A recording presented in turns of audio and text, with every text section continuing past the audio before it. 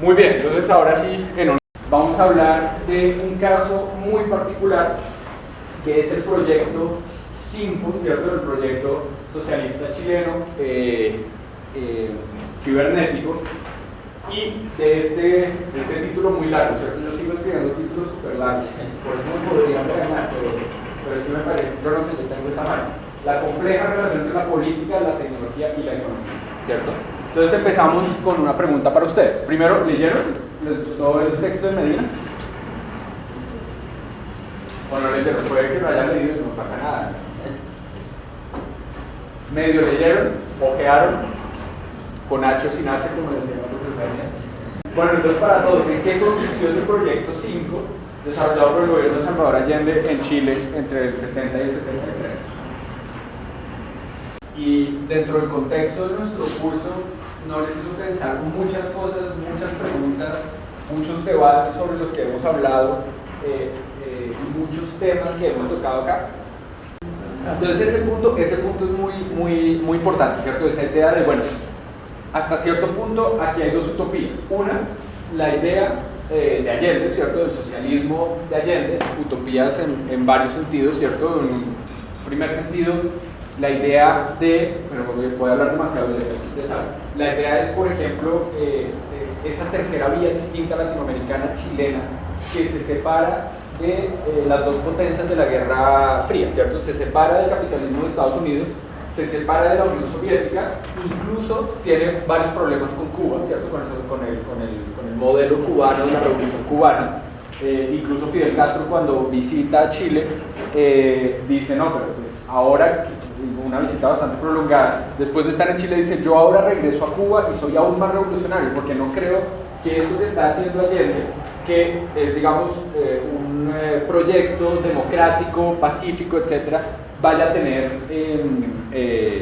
fuerza suficiente para sobrevivir, ¿cierto? Entonces, Castro regresa a Cuba y dice, ahora, después de haber ido a Chile, me he vuelto más radical todavía, me he vuelto más pues, socialista, comunista, etcétera, más revolucionario, y voy a defender todavía más esta revolución cubana armada que derrota a un régimen específico, ¿cierto? Pero entonces, bueno, la idea de los expertos internacionales, ¿cierto? A pesar de que Chile se inscribe dentro de un proyecto bastante nacionalista, ¿cierto? Diciendo, nosotros tenemos una tercera vía que es propia de nosotros, que es chilena, ¿cierto? Y que es distinta a todo lo que existe.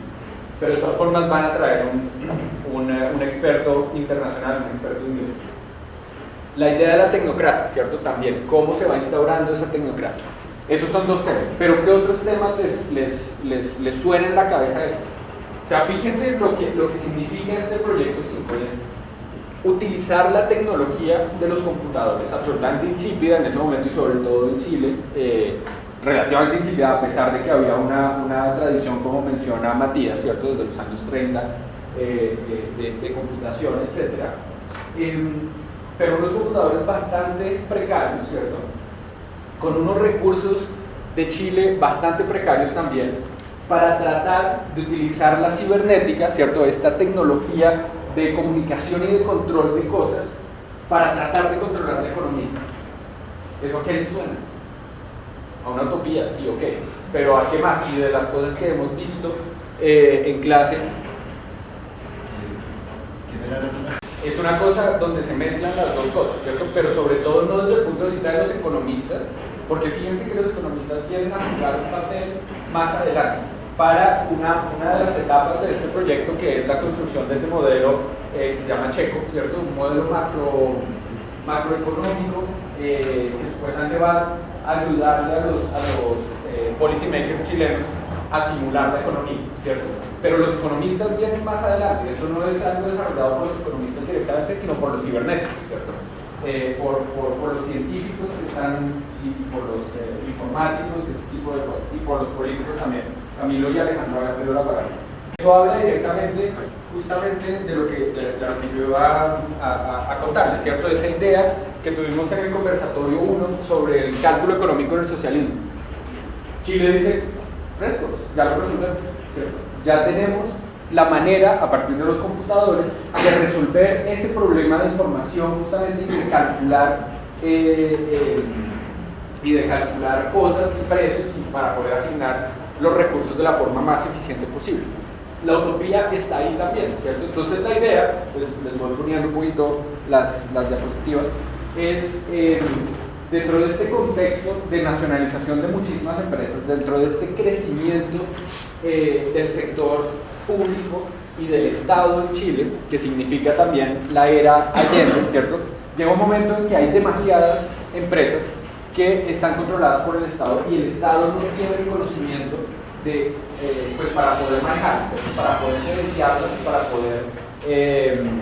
para poder seguir el sistema de manera productiva, ¿cierto? Que el sistema siga funcionando de manera productiva. Entonces, es ahí donde nace, ¿cierto? Pero un poquito, digamos, el contexto de lo que viene es que todo esto viene de antes un poco, ¿cierto? Esto no es solamente Allende, que en cuestión de 2 años o 2 y medio desarrolla todas estas políticas por un lado y tampoco desarrolla toda esta, digamos, industria cibernética en Chile. Como mencionaba Matías, ya había una tradición en Chile del uso de los computadores, ¿cierto? Por ahí en el capítulo creo que mencionan también las cifras de la cantidad de plata, la cantidad de dinero que esto costaba, ¿cierto? Y a pesar de que existía esa tradición de computación en Chile, o de informática, para 1970 los computadores ya eran bastante obsoletos, ¿cierto? Y solamente tenían como 3 o 4 computadores IBM, no sé qué cosas, ¿cierto? Perdón. 360, eso, gracias. Que funcionaban y que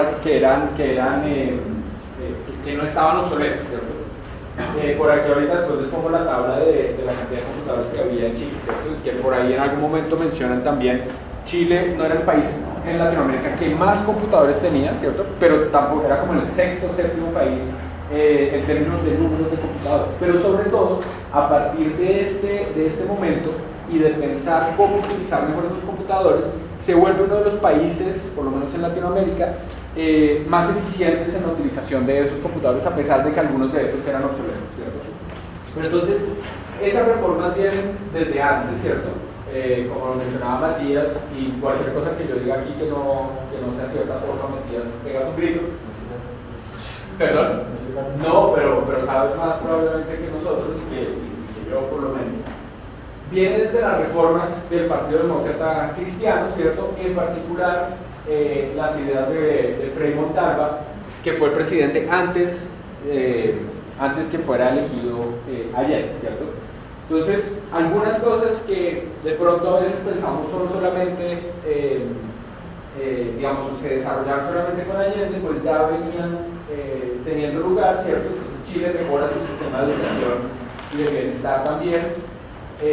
Comienza eso que se llama la chilenización del cobre, ¿cierto? Eso no es solamente Allende el que nacionaliza todas las, ¿cómo se llama eso? Minas, ¿cierto? Empresas mineras explotadoras del cobre, ¿cierto? Sino que ya se venía haciendo. Por supuesto, Allende acelera eso de forma importante, ¿cierto? Construye muchas casas, ¿cierto? Estilo Vargas Llenas. Logra la escolarización primaria del 95% de los niños, ¿cierto? Entonces todos esos cambios sociales, económicos, se venían dando desde las décadas anteriores. De todas formas, el capital extranjero sigue teniendo una incidencia muy importante en Chile. Y además, otro problema, digamos, que Frei no logra resolver de forma definitiva, por supuesto, es el aumento de las tasas de desempleo, que además van a ser, digamos, dentro de las prioridades de Allende, van a hacer que el tamaño del Estado y de la burocracia se siga ensanchando, ¿cierto? Porque Allende dice, yo prometí que íbamos a acabar un poco con el desempleo, ¿cierto? Y pues en una economía socialista, pues lógicamente no debería existir desempleo, ¿cierto? En teoría. Entonces, una de las maneras a partir de las cuales Allende va a tratar de resolver este problema es como lo hicieron en los años 30 en Estados Unidos, ¿cierto? Agrandando el aparato del Estado, agrandando el Estado administrativo y creando una cantidad de puestos burocráticos que no existían antes y que no necesariamente son, digamos, puestos tecnocráticos, ¿cierto? No son necesariamente personas que tienen el conocimiento para poder estar en esos puestos, sino que simplemente se vuelven puestos administrativos, burocráticos, etc. Otro punto importante de la geopolítica, por supuesto, que juega aquí, que va a jugar un papel absolutamente definitivo, es que Chile va a ser una prioridad para Estados Unidos dentro de su política internacional, ¿cierto? Pues eso termina muy mal el 11 de septiembre del 73 con el golpe, por supuesto, auspiciado por Estados Unidos, pero desde antes, digamos, que Allende tomara el poder, la presidencia, Estados Unidos estaba muy preocupada por tratar de darle ayuda a Chile, ¿cierto? Por todos estos, ¿cómo se llamaban? La Alianza para el Progreso y todas estas cosas, una cantidad de dinero para tratar de instaurar programas en Chile que hicieran que pues, el bienestar de los chilenos mejorara, etcétera, y no tuvieran que acudir al comunismo para poder mejorar las condiciones de los trabajadores, etcétera, ¿cierto? Esa era un poco la idea, un poco como la defensa del capitalismo también de Keynes, de la que hablábamos antes, ¿cierto? Y de los ingleses. Para no caer en los totalitarismos, pues tenemos que hacer que este sistema capitalista funcione relativamente bien para los trabajadores, ¿cierto? Entonces Allende, como les mencionaba hace un momento, propone esa tercera vía, esa vía distinta de lo que se llamaba antes, yo no sé si ustedes recuerdan ese término de los países no alineados, ¿cierto? No están alineados ni con la Unión Soviética, ni tampoco están alineados con Estados Unidos, con ninguna de las dos potencias. Entonces la idea es proponer una nueva vía, una tercera vía, que sea el camino chileno hacia el socialismo. Entonces era lo que mencionaba hace un momento Matías también, que es muy importante, es esa idea de que de todas formas estamos partiendo de un proyecto nacionalista, ¿cierto? Nosotros sí podemos, nosotros sí tenemos una visión diferente y vamos a hacer algo propio, sin necesidad de depender de estas potencias, pero al mismo tiempo va a haber esta paradoja un poco de decir, de todas formas necesitamos la transferencia de tecnología desde Inglaterra en particular en este caso, ¿cierto? Allende, un poco como Cuba al principio, ¿cierto? Trata de no cerrar los vínculos de comunicación y de diplomacia y de comercio con Estados Unidos, ¿cierto? Es más bien desde el otro punto de vista, desde Estados Unidos, que empieza a haber sabotajes importantes económicos hacia Chile, ahorita los vamos a mencionar. Pero entonces, lo que va a hacer Allende es tratar de instaurar ese sistema socialista de manera pacífica y de manera democrática, que es bastante, digamos, bastante exótico dentro de los proyectos socialistas comunistas que hay en el mundo en esa época, ¿cierto?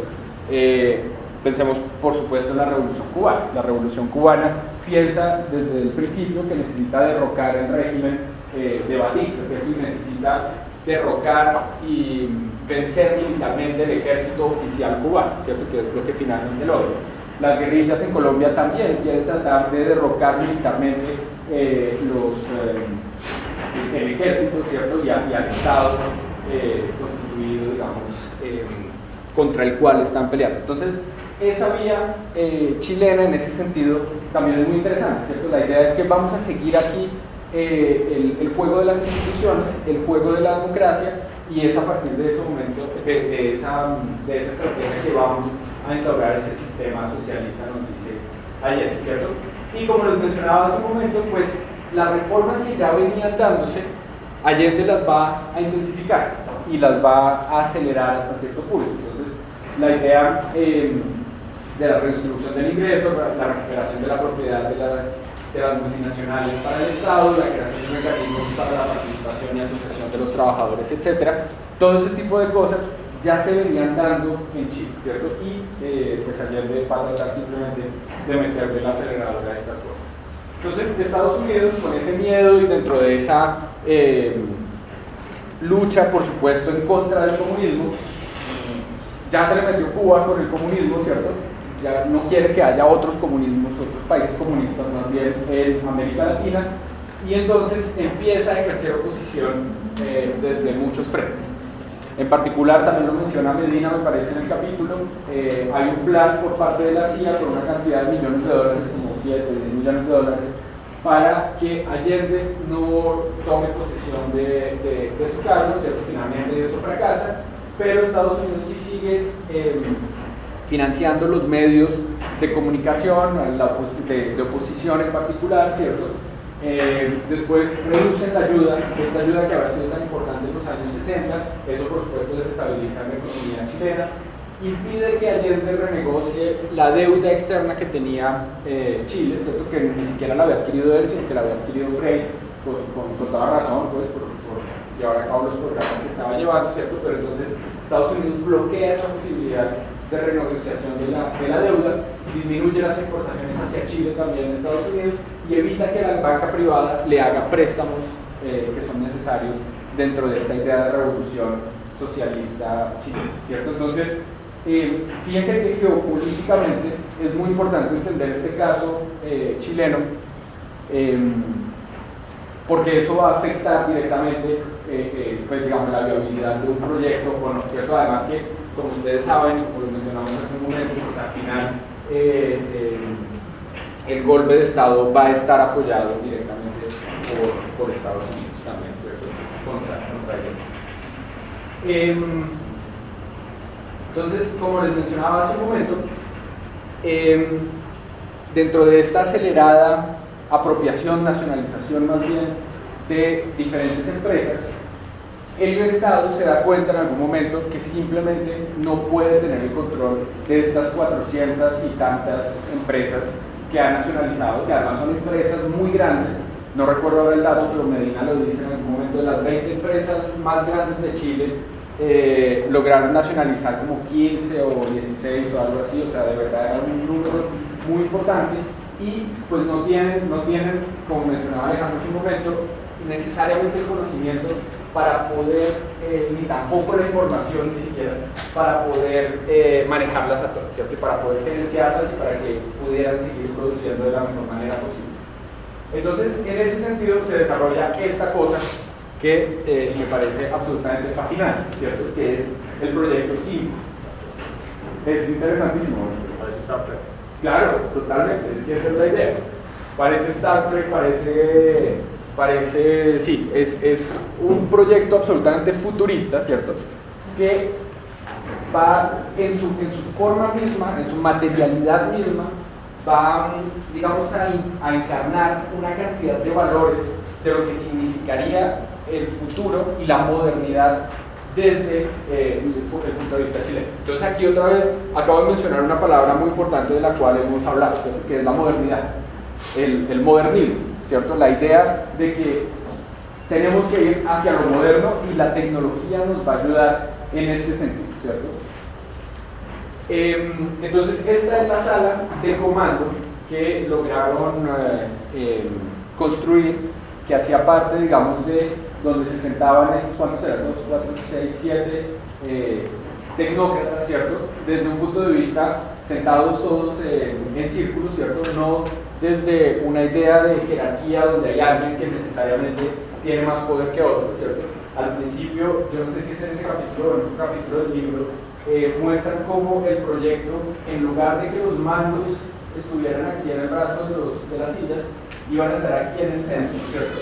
Pero después dijeron, no, la idea, lo que nosotros queremos vender con este sistema, ¿cierto? Con este sistema socialista, es que todos seamos iguales, que todos podamos participar y que no exista esa jerarquía de otros sistemas, ¿cierto? Después hay otros detalles absolutamente interesantes de los que habla Medina. Por ejemplo, ustedes ven, no sé si alcanzan a ver, si vieron en la foto, que estos comandos de las sillas son simplemente cuadraditos, triangulitos, rombos y no sé qué más cosas, ¿cierto? La idea es que quiénes eran las personas que en esa época manejaban los computadores en los años 70. Ya lo mencionamos ahí. ¿Quiénes? ¿Ingenieros? Programadoras, ¿cierto? Las programadoras eran las mujeres, y las mujeres eran las que sabían además type, ¿cierto? Bueno, escribir en máquinas de escribir, todas esas cosas. La idea, nos dice Medina, es que esto dejó de ser un puesto de comando absolutamente complejo y complicado, ¿cierto? Porque la idea era que no tuviéramos que pasar por esa intermediaria que era la programadora, la operadora del computador, sino que los hombres pudieran directamente manipular los botones de los, ¿cómo se llama eso?, de su comando desde el principio. Entonces lo que nos está diciendo Medina, que me parece muy interesante, es que incluso visiones dentro de las cosas tan futuristas y tan modernas que tratamos de pensar, visiones de sesgo de género y de ese tipo de cosas están encarnados directamente en las tecnologías que vamos a desarrollar, ¿cierto? Entonces, los hombres, pues, y los políticos, los policy makers que se iban a sentar aquí, ¿cierto? E incluso los ingenieros no tenían ni idea cómo se manejaba realmente un computador. Entonces necesitábamos ponerle rombitos, cuadraditos, circulitos y ese tipo de cosas para que pudieran manejar, ¿cierto? Entonces, esa utopía, de todas formas, tenía ese sesgo de género que nos decía, las personas que se van a sentar aquí no van a ser mujeres, olvídense que van a ser mujeres, van a ser hombres, como siempre, porque esto es una cosa seria, porque estamos planificando la economía, porque vamos a llevar a cabo el sistema socialista, todo lo que ustedes quieran. Por ahí algún zurdo me podría decir, ¿será que había, cierto? No sé si había derecha, derecha también, sí, no, a los zurdos tampoco, y eso que eran comunistas, pero no. Entonces, ese punto de Medina me parece muy interesante para ver lo importante que es la materialidad de la tecnología también en ese sentido de los valores que estamos vendiendo, ¿cierto? Hasta cierto punto, bueno, pues la mesa redonda del Rey Arturo, ¿cierto? Todos somos iguales, nadie tiene una jerarquía más grande, más alta que otra persona, eso se entiende en ese sentido.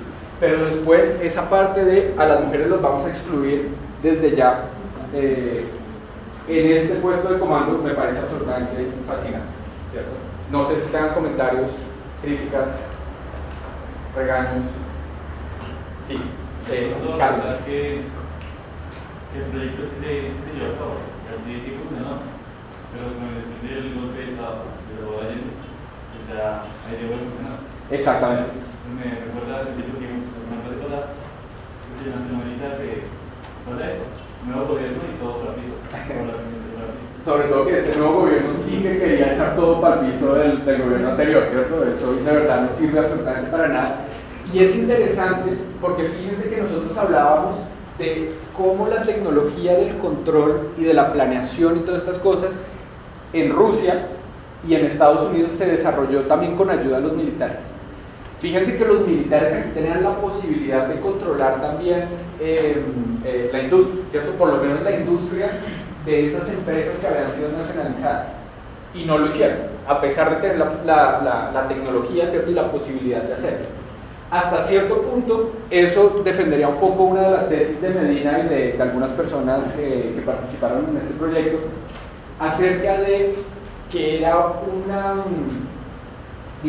una tecnología de control que respetaba la participación de muchos sectores, ¿cierto? Del pueblo, vamos a decir, de los trabajadores, y que además trataba de mantener,